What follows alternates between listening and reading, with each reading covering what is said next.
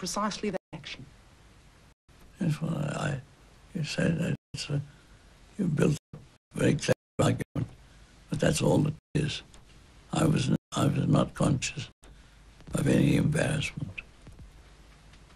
Would you have been relieved had the Senate decided to allow the supply bills through on November the 10th? You're asking me, would I have been pleased if none of it had happened? If the Senate had backed off? Well, that's not a question. It's not a question? You don't have a view about if the Senate had backed off, that would have been a good thing? We would have saved ourselves a lot of constitutional angst, a lot of bitterness and division in Australia? But listen to me. You've got the wrong end. Why you let Whitlam off the hook? He caused the whole trouble. Don't forget, this crisis begins with Whitlam. The whole thing began when he appointed Gare to Dublin. So you blame him, the whole thing, because he appointed to Dublin? He had a majority in the Senate at the time. He gave it away.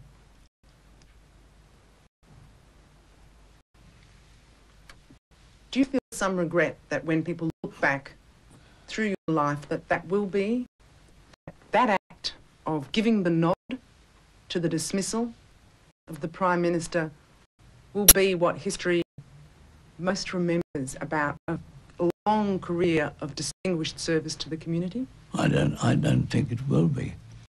And it doesn't trouble me in the least. I know that journalists and the Labor Party have maintained this rage and kept up this talk. But I know that parliamentary democracy demanded that the government go when the Senate wouldn't pass the bill.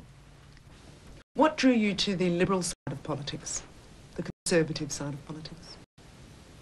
Well, I was persuaded by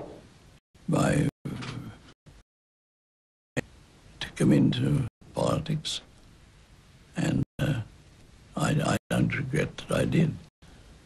Who, in your view, has been the most impressive leader since Sir Robert Menzies of the Liberal Party?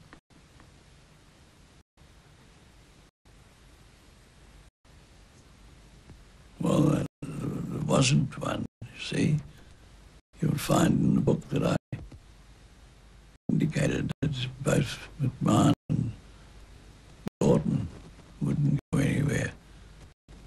And since that time there's been, you'll probably find that John Howard will prove to be a good leader. But in your view, since Menzies, there hasn't really been an impressive leader? That's right. And John Howard is still to prove himself? Yes.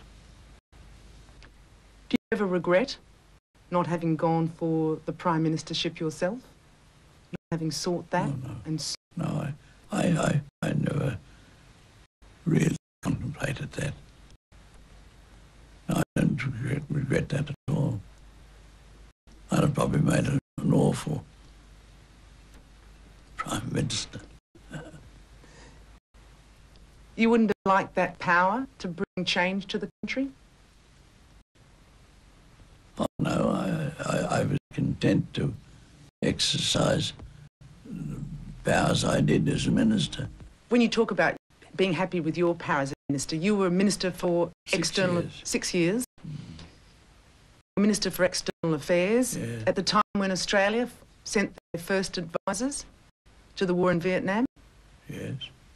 What did you think when former Secretary of Defence Robert McNamara of the United States, of course, looking back, said he felt the Vietnam War was a terrible mistake? Well, I disagree. I thought at the time that the North Vietnamese were the aggressors. They were actually carrying on a war of aggression. And their aim was to spread communism through Asia. And I think that the war was justified. Australia lost 500 lives in that war. What did we gain? Well, the question isn't put that way. It's a question, what would we have gained had we stopped the North Vietnamese from overrunning the South? But was it a winnable war? Yes, it was winnable. You felt the whole way through. You never felt, as the war unfolded, did you ever have any doubts, unfolding doubts about whether the war was winnable? And indeed it was won. At the moment that it was won, Johnson pulled out. Don't forget that. That the situation was not unfavourable at the time it was abandoned. As Minister for External Affairs, you were also a very important influence in changing Australia's attitude to Indonesia's incorporation of West New Guinea